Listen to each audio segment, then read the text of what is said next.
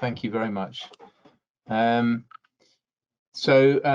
Interesting experience talking to yourself on the screen, but I'm not sure who's out there, but very warm welcome to whoever might be there. You've probably had a long morning and might be feeling a bit tired, so feel free, if you're staying for this, to stand or stretch or have your lunch, whatever you would like to do. I'm Robert Marx. I'm a consultant clinical psychologist working in the NHS just in Brighton. And I'm also the co-lead for the Sussex Mindfulness Centre, which is a organisation situated within the NHS. We provide mindfulness groups for patients and our staff, and increasingly for other organisations, statutory organisations, companies, charities, and other NHS trusts. We've got several training programs and an extensive research program into the effects of mindfulness. So we've got, I think, about half an hour, if I understand it correctly, maybe slightly less. So my plan was to talk a little bit about mindfulness. I'd normally do this in a sort of interactive way, but forgive me for talking at you, as it were, and say a little bit about mindfulness and what it does, and then invite you to do a short practice with me, a mindfulness practice, and then we may have a little bit of time for one or two questions if you have any. So again, I'm not sure, some of you out there might be very familiar with mindfulness. Apologies to you. I'm going to assume that there's also some people who may not be very familiar with mindfulness. And just to start by saying that it can be helpful just to sort of define what mindfulness is, because there are quite a few misconceptions about what it is. One of my favorite definitions is by someone called Christina Feldman, and she says that mindfulness is coming up close to the whole of your experience with kindness, curiosity, and discernment. So just to pick that apart a little bit, the coming up close to the whole of your experience. So we're bringing our attention to the whole of our experience, both the things that we like and the things that we don't like, the things we notice, the things we'd normally ignore. And we're doing that in a particular kind of way. We're doing it as far as we can with a quality of kindness, curiosity. We sometimes use this phrase, beginner's mind. So we're approaching, for instance, if you're having your lunch right now, you might like to just have one mouthful where you do nothing but really taste what you're eating or what you're drinking. So bringing that sense of curiosity as if you've never had a cup of coffee in your life. What actually is the taste? And then the third quality was discernment. So the pause that we create by doing a mindfulness practice, even for a very short time, gives us a little bit of space to decide what to do next. Often we're a bit reactive. We get triggered by things and we fire off emails, or we say this or we say that. Mindfulness just gives us a tiny pause where we can just check in with ourselves and make sure that we're responding in the way that's going to be most helpful for us and other people. So that's what I think it is. Just a couple of things about what it isn't. One of the misconceptions is that mindfulness is about making your mind go blank, having no thoughts, and then people say, well, I had lots of thoughts, I'm not doing it right. So mindfulness is not about clearing your mind of thoughts. It's about bringing attention to the thoughts or to whatever else you're experiencing. It's a kind of paradoxical thing, because we're not actually trying to change anything. We're just trying to notice what is. And in that process of doing that, we do actually bring about a change, but we're not trying to change our thoughts, get rid of our thoughts, or do anything with them except notice them. Another misconception is that this is about relaxation. Mindfulness practice can be relaxing, and it's nice when it is, but it sometimes isn't. For example, you might choose to bring mindfulness to physical pain or a difficult emotion, for example, and that may not be relaxing, but by bringing awareness, bringing attention to it, we are better able to understand it and to respond wisely.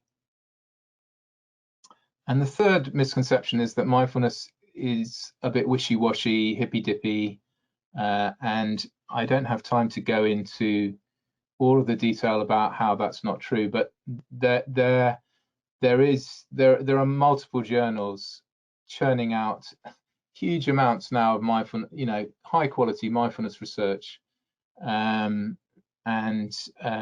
mindfulness is now a mainstream treatment for recurrent depression in the NHS. It's been in the NICE guidelines for recurrent depression since 2004, and it's very effective in the workplace. So the mindfulness that's delivered is often delivered in a particular format, which is a group format running over 8 or 9 weeks. And we run 10 to 15 of these groups for our staff every year. And we evaluate everything rigorously, and we can show that those groups reduce stress, increase well-being, and increase self-compassion in our staff. And that's why our organisation has, continued to fund them and back them.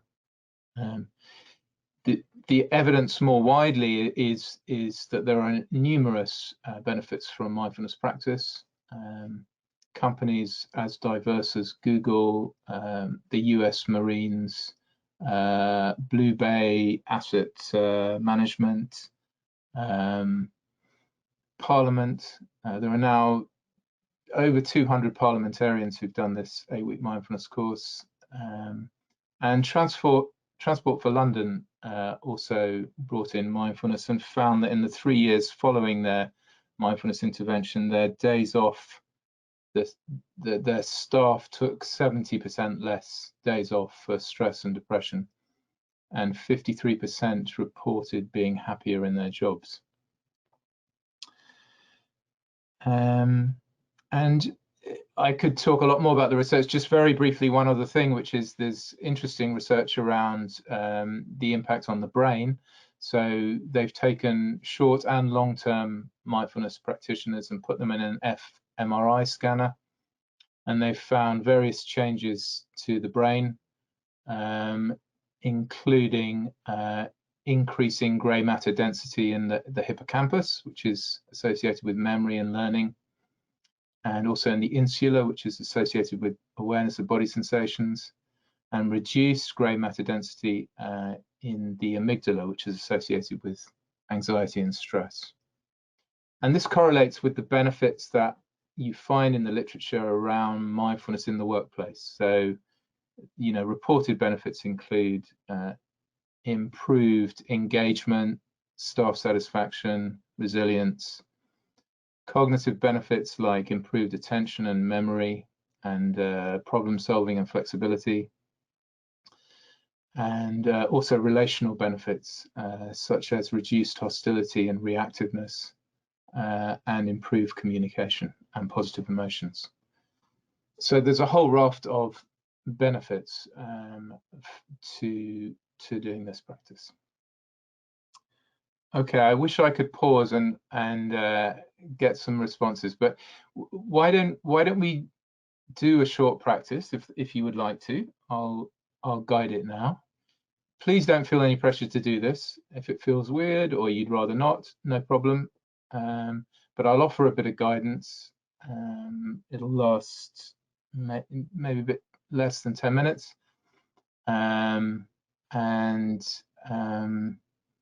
I'd like to just say that there's really no way you can get this wrong. I mean, people often think I'm not doing it right, there's something wrong.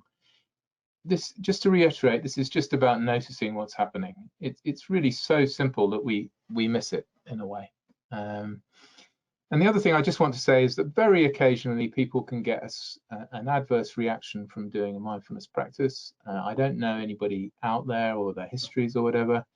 In the unlikely event that that is happening for you in any way, please feel free to just stop the practice and do something else. Yeah. Okay, so if you're continuing with me, then just if you can do this standing up if you like, or if you're seated, then just inviting your back into a somewhat upright posture, so that we're inviting this quality of awakeness and curiosity, and we're doing that with our body posture.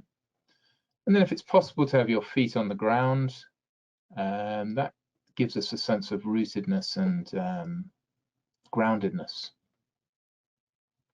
And then you can close your eyes, or you can also keep them open. It doesn't really matter, whatever you prefer.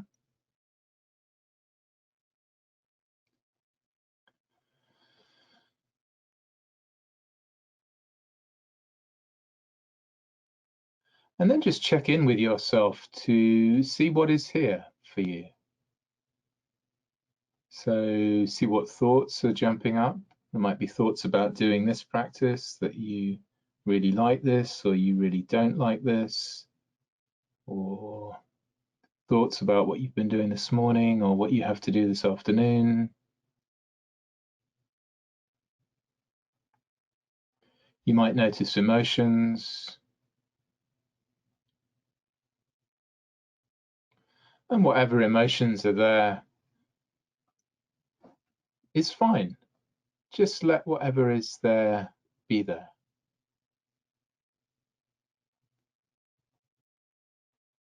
And bringing your attention to the body, perhaps you notice areas of tension, tightness, perhaps paying particular attention to the jaw, shoulders.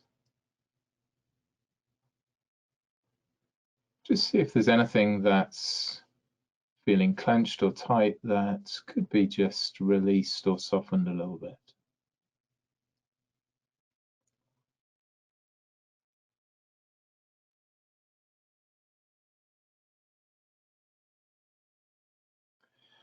And then in the next step, just bringing your attention now to the belly, or another place where you can notice the movements of your breath.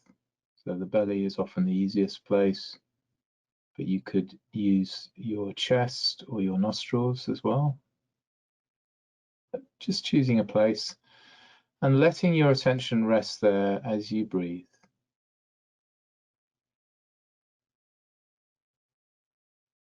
And not changing the breath in any way. We don't need to breathe in any different way. We just invite our mind to track the gentle contractions and expansions of the belly as we breathe. A bit like waves coming in and going out from the shore. And if you've just come back after having gone off somewhere in your mind for the whole of the practice, welcome back, no problem. Our minds are going to move around. It's one of the things we notice in mindfulness practice. Just kindly, gently bring your attention back to your belly.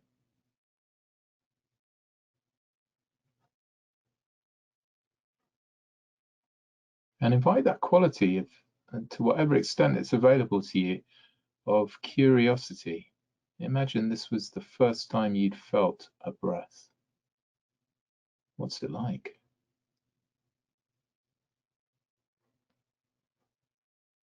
And the quality of kindness.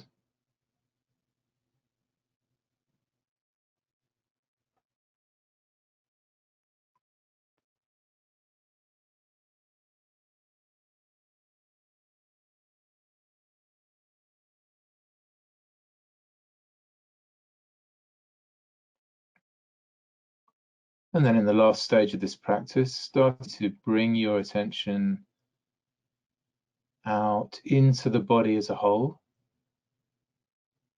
having a sense of the curve of the spine lifting up, feet on the ground. Sense of how the head is positioned and the space around your head.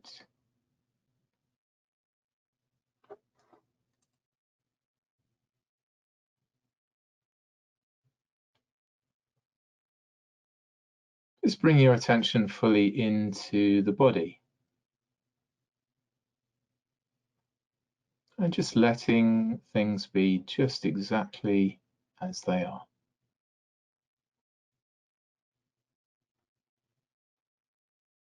And taking in sound in your attention, sound of my voice, sounds around you in your space where you are, sounds of your body.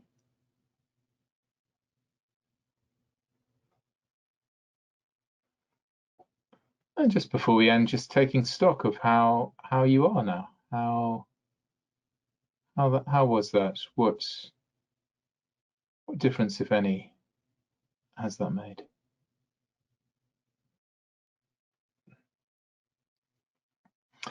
Okay, so that was a short practice. It's a practice that's sometimes called a breathing space.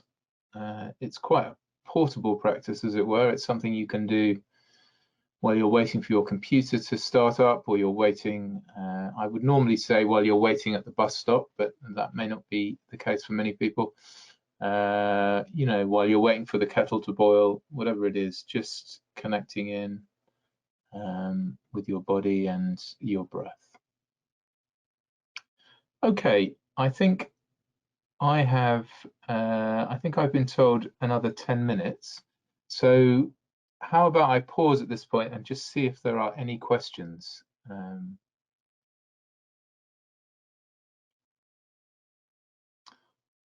Is there anybody out there who would be able to feed any questions if there are any?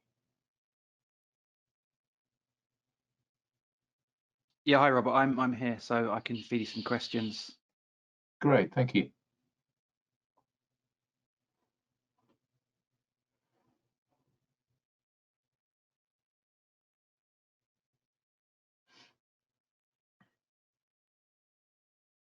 Although just looking at the moment, we don't have anything specific that anyone is asking. Okay. Oh no, someone's Okay. just a comment for you really. Someone's just said the info you gave initially was mind-blowing. I hadn't realised the real-life impact these practices could have. We've got a question which is, what are your recommendations for mindfulness where people are triggered by their breath or by their breathing? Yeah, really good question. It's something we come across in the clinical context, but not just the clinical context, quite a bit. The breath may not be a comfortable place for people to go to for a variety of reasons. And in that case, there's nothing special about the breath. We invite people to the breath because it's always there. And so there's always something to pay attention to. But equally, you can use the soles of your feet is a good one.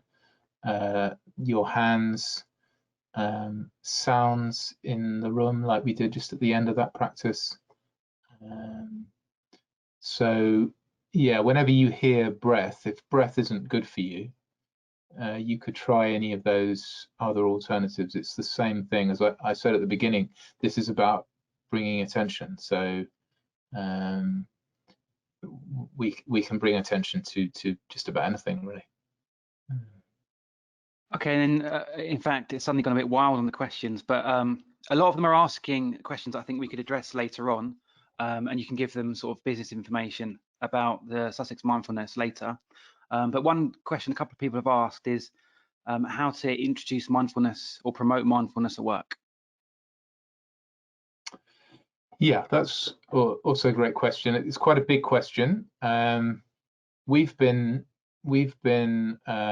offering and promoting mindfulness in our NHS trust for about at least 15 years. And there's been a bit of large-scale research done into implementation of mindfulness, particularly in NHS work context. But I think the key principles will apply to any workplace, and they are that what really makes mindfulness flourish in a workplace is top down and bottom up. In other words, backing by very senior members of the organization. So for example, we had a CEO at one point who used to do the practice that I've just done with you at the start of all of her executive board meetings. And you know, that's tremendous if you've got people who've got that kind of cultural influence and budget, who are really feeling the effects of it for themselves, because that's when they can really talk authentically about it and really believe in it. So top down, and then bottom up is the kind of having, often it may only be one or two people who are kind of what are called champions in the workplace. You know, they're sort of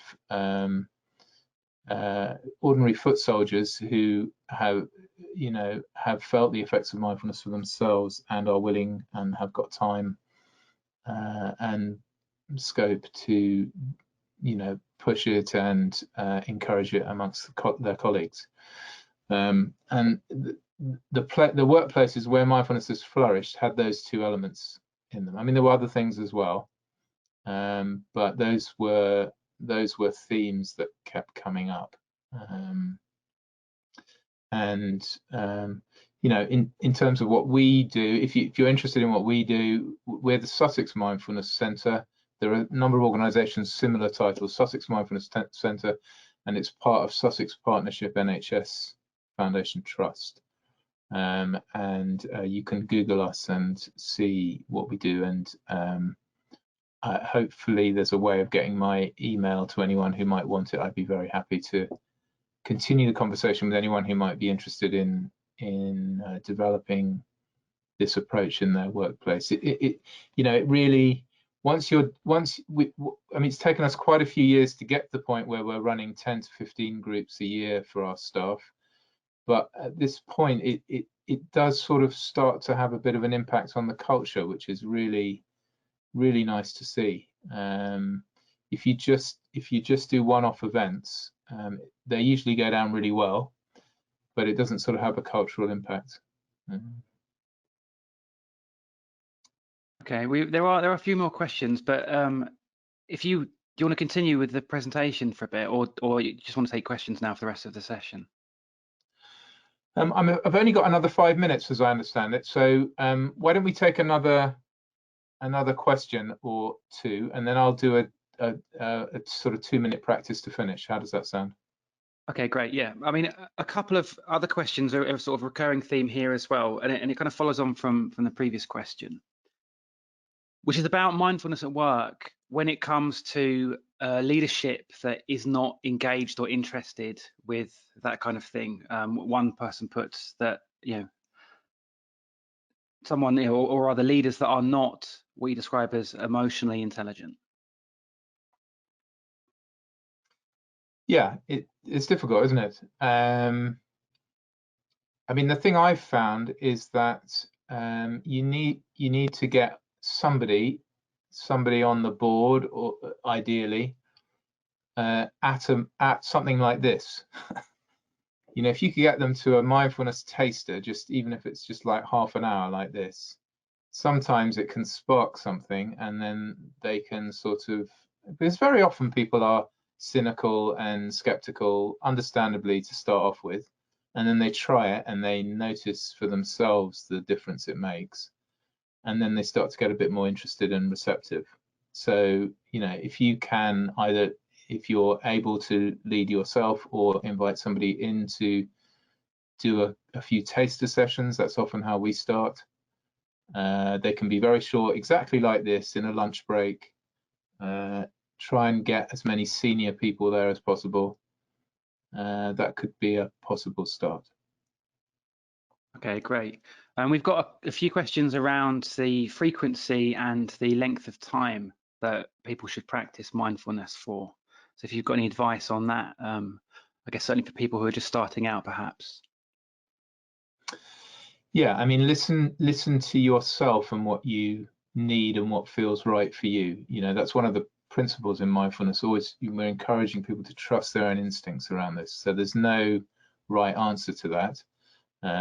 You know, in a minute I'll lead a really short practice for you, 2 minutes.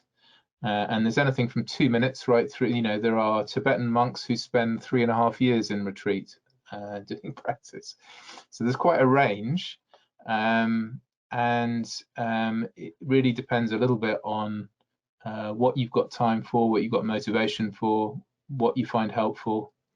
But in general principles, you know, if you can, it's called a practice for a reason, because we're practicing something.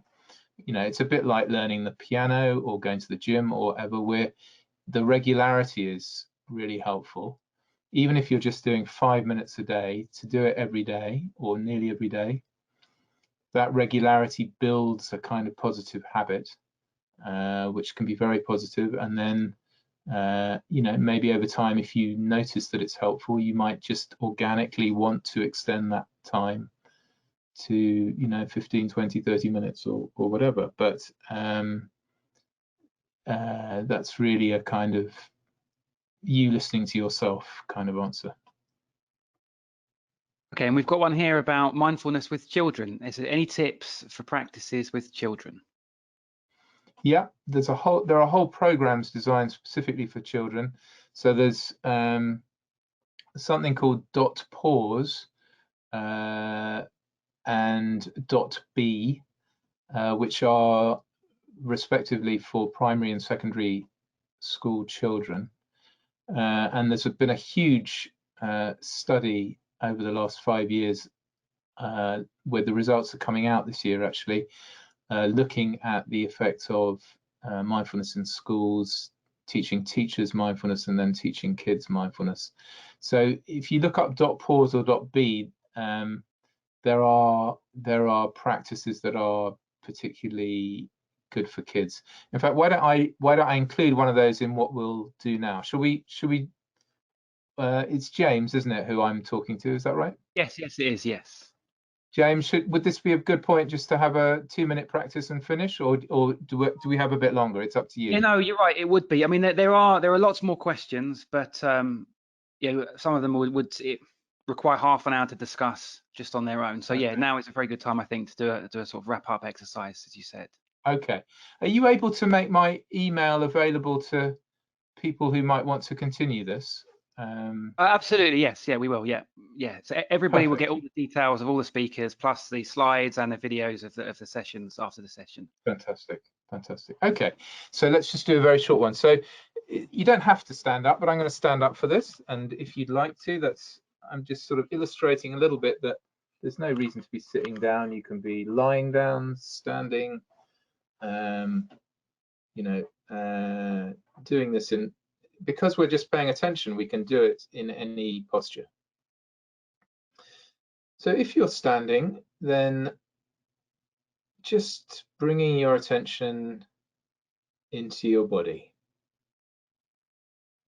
And if you're sitting, same thing, attention into your body.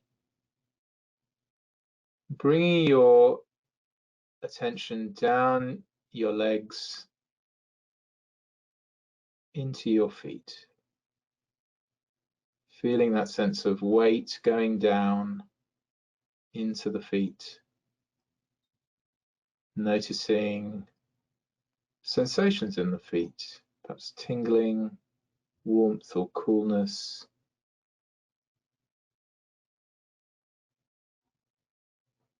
Being curious about parts of the feet that have sensation, and then there may be parts of the feet where there's no sensation. Maybe lots of parts of the feet with no sensation. What's that like?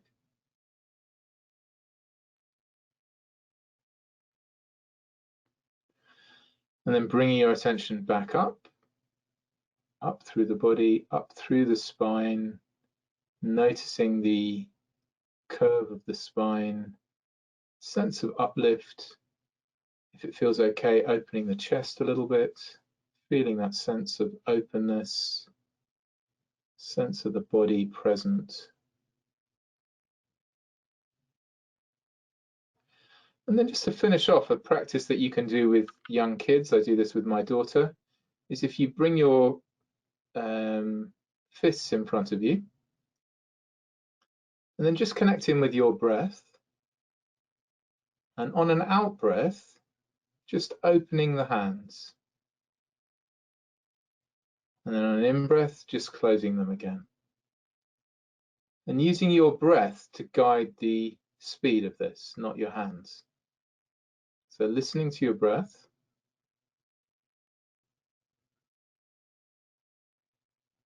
And just following with your hands.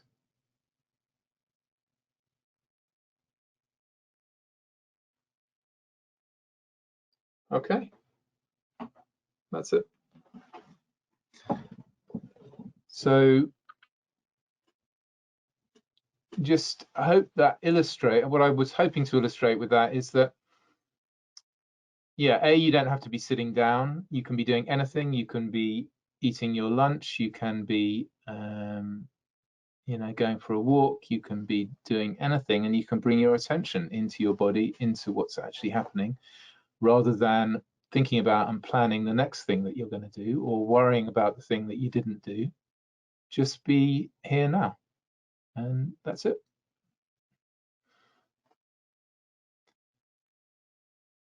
How's that, James? Should we clock off at this point? I'm happy to go on, but I'm just aware of your schedule. Yeah, I think we'll just give everyone who's taken part in that session a quick break before we start the afternoon, which is about 6 minutes time. So yeah, so Sure. that was really good. We've had a great response to that, actually, Robert. That's fantastic. So I'm sure you'll be getting some contacts after today from people who've asked questions. And in fact, I can send you a list of the questions that we haven't had time to answer as well, so you can see what those were. But yeah, thank you very much for that. Very good. No problem. Thank you, everyone who's taken part. Really appreciate it. I hope you have a great afternoon. And thanks to the British Safety Council for hosting this very impressive event. Thank you.